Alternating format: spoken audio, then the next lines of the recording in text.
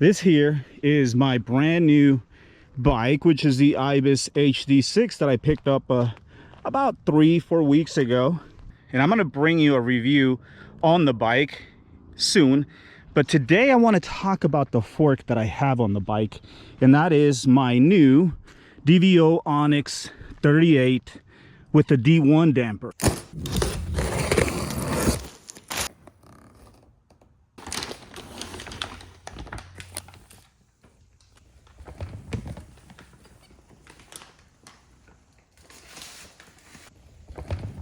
I ran an Onyx back in 2019 for, I think, just about a year or so. And I think the stanchions on that Onyx were 35 millimeters compared to the 38 on this particular Onyx fork. Yeah! Like the fork, did not like the OTT. Not so much the functionality of the OTT, but I think there was a quality defect to it in that the OTT would adjust itself out. And then after a few rides, the fork was just overly plush and I needed to release the air, adjust it back up, and so on. There was a solve that DVO, I think released at that time, which was a 3D printed plastic cap that you would put underneath it and, keep it from turning, what have you. But I ended up walking away. And here shortly after I put this bike together, which came stock with a Fox Factory 38, DVO reached out and asked if I was interested in reviewing their new 38. I've had this fork now for about 3 weeks or so, and I've logged in enough miles to be able to give you my honest opinion on the fork and whether I'm gonna put the Fox Factory 38 back on or keep the DVO Onyx. Before I start talking about my thoughts on how it rides and how it feels, let me just cover a few things. It does come with low speed and high speed compression, rebound down here at the bottom. It does not come with the OTT spring that the old Onyx used to come with. I think there's still an option to get it. They're now going with an SL, which stands for super light, and it's DVO's new negative dual air system, which, as I mentioned, it is a departure from their well-known OTT system. But according to DVO, at least directly from their website, they've nailed a dual air system that could offer amazing small bump sensitivity, mid-stroke support, and bottom out resistance. But did they actually do it? Let's go back to the bike here and just talk a little bit about some, visual design differences between not just this DVO fork and their old one, but also my Fox Factory 38. What's impressive to me, at least it was right off the bat and it continues to be, it's that it's got a noticeably oversized crown race platform. And so the head tube sits firmly over the expanded crown race. And again, it's very noticeable in how big it is compared to my Fox Factory 38. The other very noticeable difference are the arms on this crown. They're definitely beefier than that Fox Factory 38. It kind of gave me some thoughts how this type of design and construction would translate to the trail.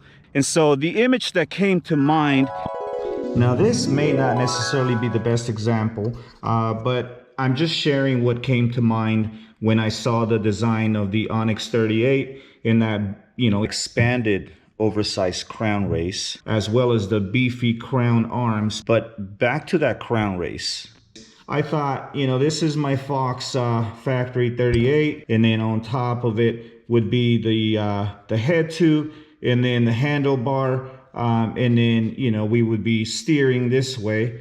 And then now you bring in the Onyx 38 and it's just that much bigger. In my mind, it makes logical sense that having that much more contact, I'm gonna say, between the head tube and the fork, it's going to give me more leverage than the smaller crown face. And I should be able to steer that fork and that front wheel a lot easier and a lot smoother and with less resistance, I'm gonna say, as my front tire just goes through the rough or whatever it's going through, I'm gonna have that much more control because I have just that much more leverage. And so yeah, that's what came to mind. I don't know if it makes any sense to you, but let's get back out on the trail and see how it actually feels. So the camera is not gonna do it justice necessarily, but this is a fun segment here in terms of, you know, how chunky, I guess, and rowdy it gets. Then you kind of hop off this rock, land in some more rocks, into some more rocks, and then a quick, you know, right-hander, left-hander.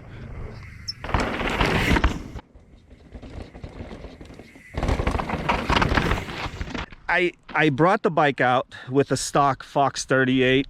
Now I didn't get a chance to really dial that fork in, kind of went with the recommended settings.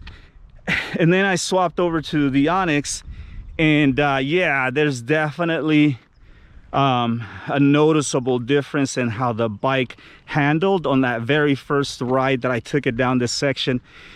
It's super smooth, it tracks really well, and I think what I noticed was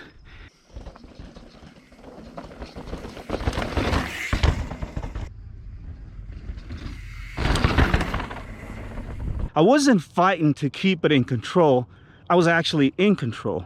So the steering precision is definitely there, and it's noticeable. It is smooth, supportive, and very predictable. Overall, I think DVO did a fantastic job with this fork, at least for the 3 or so weeks that I've had it so far. I really like it. It's a very noticeable improvement over their, you know, prior version of the Onyx D1.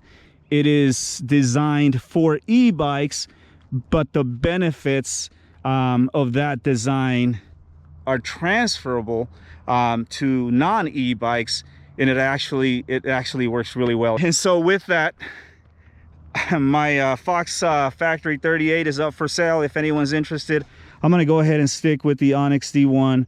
I'm gonna go ahead and also replace the shock and go with the Topaz.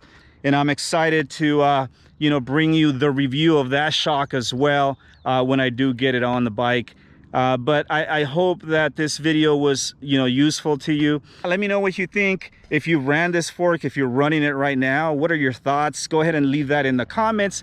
They're always useful to people, right, that come and watch the videos and are interested in other people's experience. Thank you for watching.